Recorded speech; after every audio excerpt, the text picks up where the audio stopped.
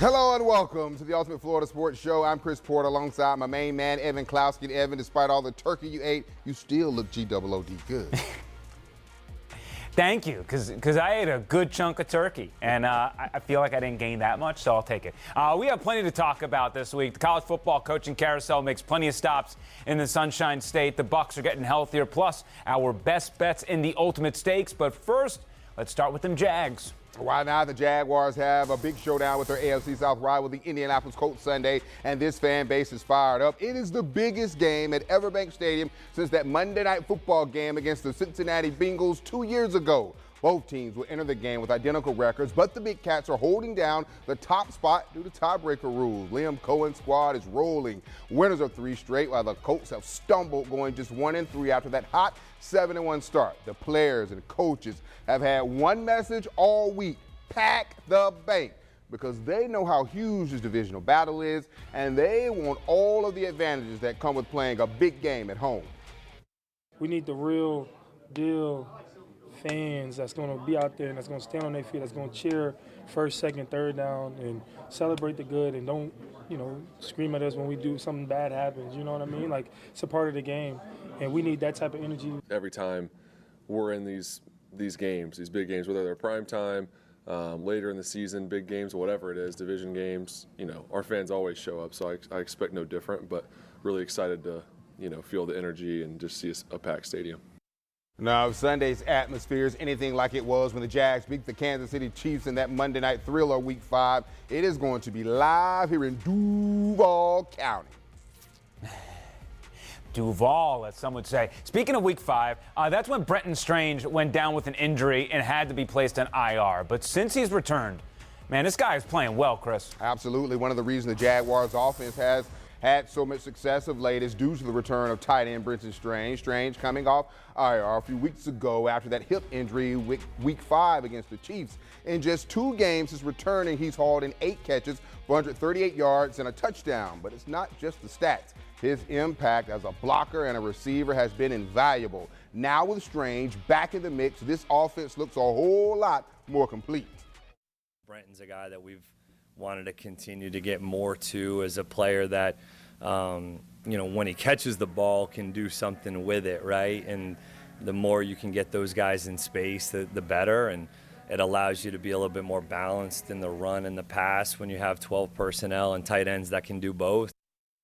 Strange has shown when healthy, while the Jaguars' top brass did not waste any time sending Evan Ingram packing. A tight end, Evan, who put up records for a tight end here in the River City. Yeah. Look, Strange has certainly been an X factor for that offense. As for the Tampa Bay Buccaneers, we have seen Bucky Irving, Chris Godwin Jr., Ben Bredeson, Hassan Reddick, and Jamel Dean all return within the past couple of weeks. Now we have seen Mike Evans and Jalen McMillan practicing. Their windows are open, which is a huge deal. If Tampa Bay can stay healthy through the Saints game, which is not guaranteed knowing this team, we could be a Kalijah Kancey and Cody Malk away from finally seeing what this 2025 Buccaneers team was supposed to look like. Baker Mayfield cannot wait to have Mike and Jalen back, as it would allow this offense to maybe look like the 2024 version of itself. It really affects how a defense is going to play you, how a coordinator is going to call it. So, obviously we'll see how they progress continually. But getting him and J-Mac, and, for J-Mac, it's obviously been a long time coming. Tampa Bay is just hoping they are healthy at the right point this year. If they win the next 3 games, they clinch a playoff spot. The division's theirs. Yeah, as for the defense, Evan, we saw the Bucs only give up 17 points, but they continue to bleed yards. Yeah, and we even saw Todd Bowles ripping into his defensive players on the sidelines at one point during this game. The tackling was bad. The coverage was soft. The Cardinals outgained Tampa Bay by around 100 yards in that contest. Luckily for the team, they forced a couple of turnovers, and that's really what this squad is. They bleed yards and hope to get a sack, a TFL, a turnover to force you to punt or flip the field. But I'm going to be honest, it's simply not good enough when you factor in the talent on the defensive side of the football. If you're going to have a defensive-minded head coach, you better be dominant on the defense. And that's just not the case. Tampa Bay is near the bottom of the league in passing yards, and across the board, it just has to be better. So fans really need to see Todd Bowles flip a switch here, because if not, and they make the playoffs, or they don't make the playoffs, or they get bounced very early, Todd's job security at the end of the season might be in question. Yeah, you're a defensive guy. You got to have a good defensive team. That's supposed to be your strength. Don't look now, but the Miami Dolphins have won 3 straight, and because of their current run, the Fins have not been mathematically eliminated from the playoffs. Listen, I know you think I'm tripping, considering how bad things started for the Mike McDaniel-led Miami Dolphins. We questioned the trades they made, and at some of his press conference when his team was struggling, half of the time we could not make out what he was saying, and when we could, it still did not make sense. But fire the GM, and now the Fins have caught lightning in a bottle. Playoffs? Don't say that word around McDaniel. If you're not mathematically eliminated, the best thing to do is worry about your game and beating the next opponent. Does it matter where we're at if we're a little less concerned about the next opponent and more like pumped up that we're not mathematically eliminated? We're not. We have 7 losses, and we have 1 opponent that we can affect. So I don't like talking about all of that stuff simply because it waters down your focus.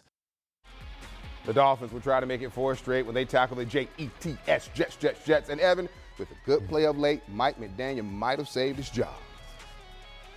Yeah, he might have saved it, and it's a good sign that they haven't quit on him. As for the Florida Gators, once they fell out of the Lane Kiffin sweepstakes, the school pivoted to Tulane head coach John Sumrall. A lot of fans were disappointed to miss out on Kiffin, but Sumrall certainly won the press conference. This is a guy who has the 5th best winning percentage in FBS football right now. He's always been to a conference title game.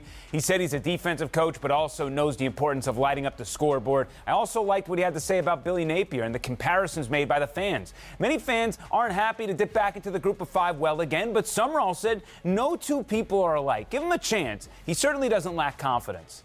The standard here is championships. That's why I came. I'm built for this job. I was made for this job. Winners win. I'm a winner. We're going to win.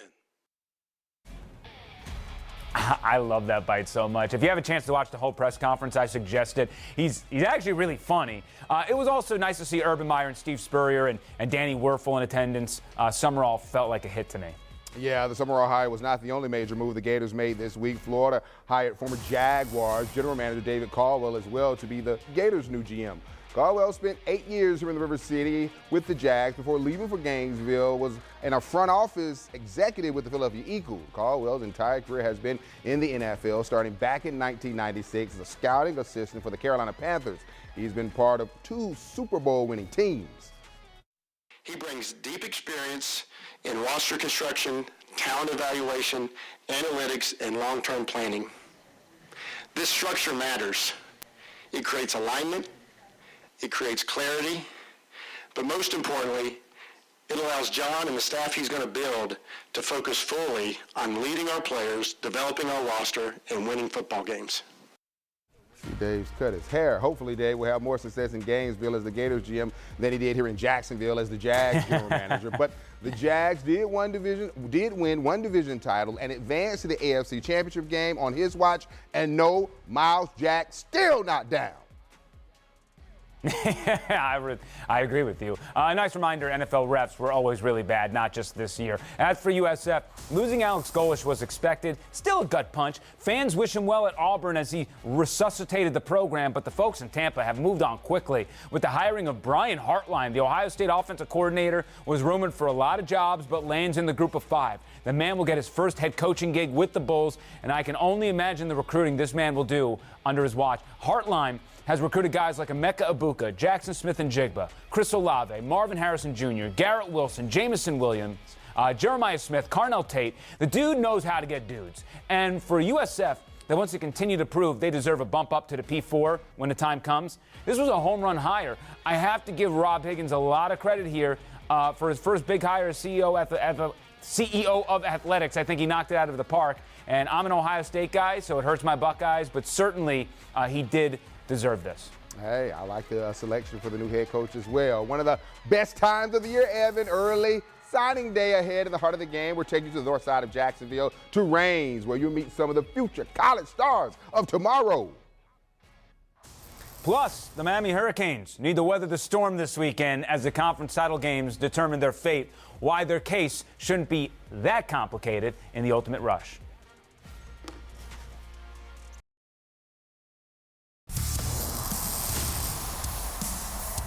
Time now for the Ultimate Rush. This is where we dig into some topics affecting the Sunshine State and beyond.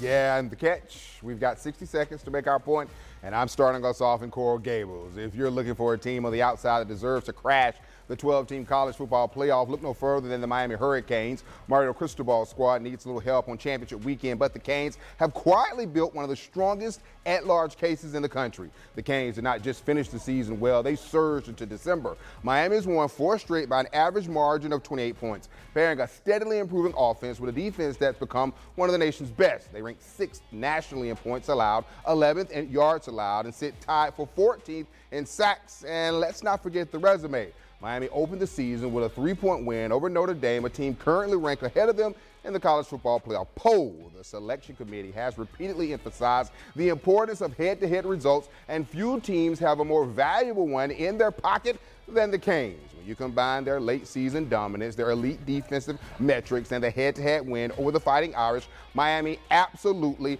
has earned consideration for an at-large bid, my friend. And let me say this, the ACC needs to completely revamp those tie-breaking rules. Just completely bad. As for the Tampa Bay Lightning, remember the first 7 games of the season where we were all freaking out about this squad? And yeah, I say we because I wasn't above that. Well, this is a reminder not to judge a team when they're 9% of the way through the season. Even with all the injury concerns, the Tampa Bay Lightning continue to play a great brand of hockey. And if the Bolts can march their way into winning the Atlantic Division, I think it is finally time to give John Cooper his Jack Adams Award. Cooper didn't win it when the Bolts torched the league in 2019, so why should I worry about Jared Bednar and the Avalanche just beating everyone?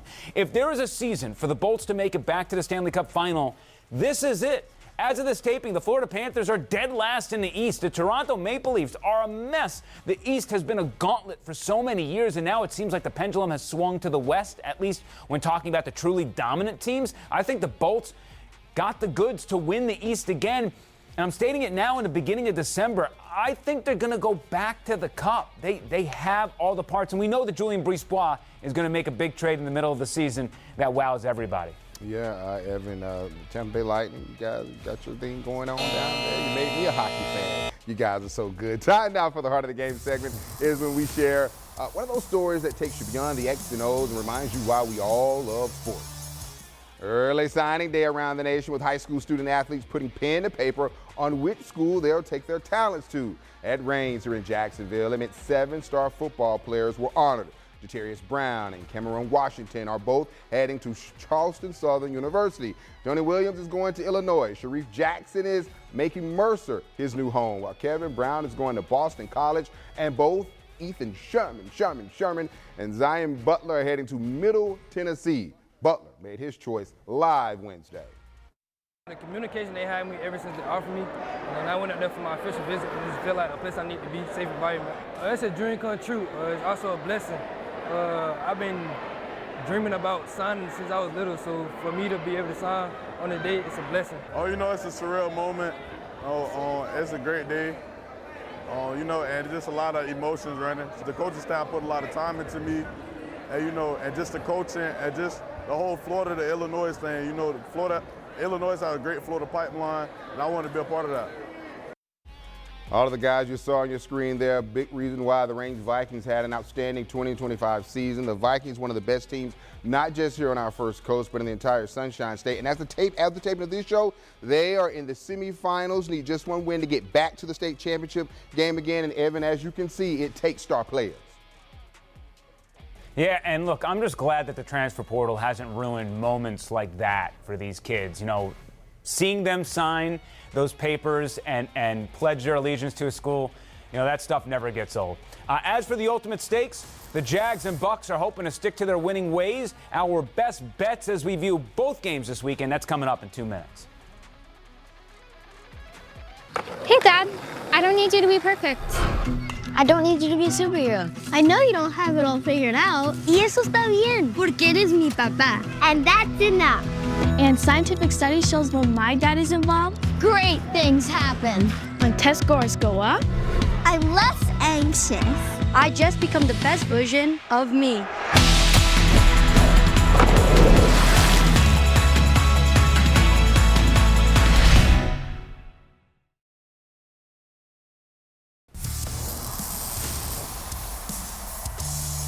We are back for our Ultimate Stakes segment. This is where we take a look at the odds via the Hard Rock betting app and give you our thoughts on teams, games. It all depends on the week. Absolutely. Just a reminder, this is for entertainment purposes only. So don't come after us unless you're spreading some love. I'll start it off. You're sick and tired of me talking about the Jaguars having a big game Sunday here in the 904. Get over it. And I don't mean that in a disrespectful way, but it's been rough being a Jags fan and to have the team in the playoff hunt when you've been disappointed so many times. Why not say it again? We've got a big game Sunday here in the 904. Now, the Colts are coming into this game struggling. Their quarterback, Daniel Jones, has a fibula injury, but I have mad respect for their running back, Jonathan Taylor, who leads the NFL in rushing with 1,282 yards and 15 rushing touchdowns. But I'm riding with the Hard Rock betting app that has our Jacksonville Jaguars as 1.5-point favorites. The Colts have not won here in the River City in a decade. And Sunday, the Jags will make it 11 years since they won here. Evan, we're feeling good in the 904. Yeah, and I will say that line is the Jags are now underdogs, which it kind of always makes me feel weird. Like, what don't we know? I always got like a little red flag, like posting up, like what are those smart people doing in Vegas that they're betting the Colts and not the Jags? Yeah, exactly. As for the Buccaneers, going up against the Saints, I know the Bucs beat this team by 20 in New Orleans, but I wouldn't want to back this group for more than 8 points. In a divisional matchup with a Thursday night game looming to worry about, I would lean towards taking New Orleans or passing, in my opinion. Look, the Bucs are going to win, but I don't know if they're going to do it by more than a touchdown. Meanwhile, one of my favorite bets is Tyler Shuck going north of 14.5 rushing yards. I think facing Todd Bowles is a daunting task for any young NFL quarterback. Tampa Bay is great at generating pressure. They're just not great at finishing sacks. That will allow Shuck to scramble for some yards in the process. I lean towards that as my favorite bet, Chris. I'm feeling you, my friend. I like you. I'm with you on that. My bad, Evan. Got a little distraction. Hey, how you doing? I've got a message for Jags fans this weekend. Plus, my college football fans can learn a thing or two from Georgia. Head coach Kirby Smart is next in the last word.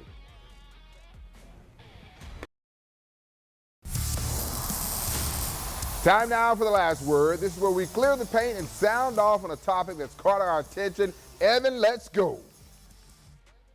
Yeah, my last word is about what Kirby Smart had to say about playing in the SEC championship game. Obviously, it doesn't matter in the big picture for them. They're going to the college football playoffs regardless. But that doesn't mean the game doesn't mean anything. Winning a SEC championship is a huge deal. There are T-shirts and hats and rings and banners associated with that. And Kirby was mad at the thought that he should sit out some of his players to protect them from the postseason. He said, if you live your life scared of injuries, you're going to have a scared football team. Guys can get injured in practice. Guys can get injured in the first play of a game in the playoffs. You don't know what's going to happen. What I do know, Chris, is football players play football. This is what they do. And holding out players in an attempt to win a conference title, in my opinion, is foolish. And I don't know what we're doing if that's the world we're living in right now in college football. I'm with He Kirby. also talked about when he was a player, what winning the SEC championship meant. It was almost as good as winning the national title. So I feel you, Kirby. Do your thing. NFL, Jaguars Nation, listen up. As I stated at the top, in the middle of this show, the Jaguars have a massive AFC South showdown against the hated Indianapolis Colts right here in the 904, and it's officially time for the fan base to represent for its players. For the last 2 seasons, you and I have complained about this team's epic collapses down the stretch. We've sat in November talking about the draft instead of the playoffs, but that ain't the case this year. Liam Cohen has these young big cats playing well ahead of schedule, and I love it.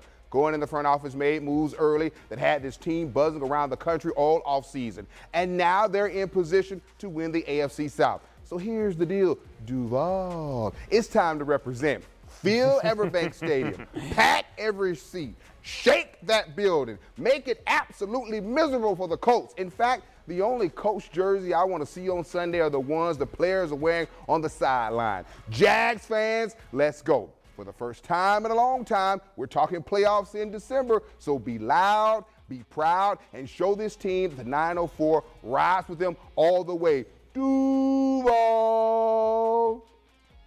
And you can't take these times for granted, right? You don't know what next year's going to bring. And the fact that you guys are doing this also without really Travis Hunter in the fold, like there's a lot to be happy about with where the Jaguars are and also where they're going in the future. So, I'm with you. The same goes for Tampa Bay when we got big games here.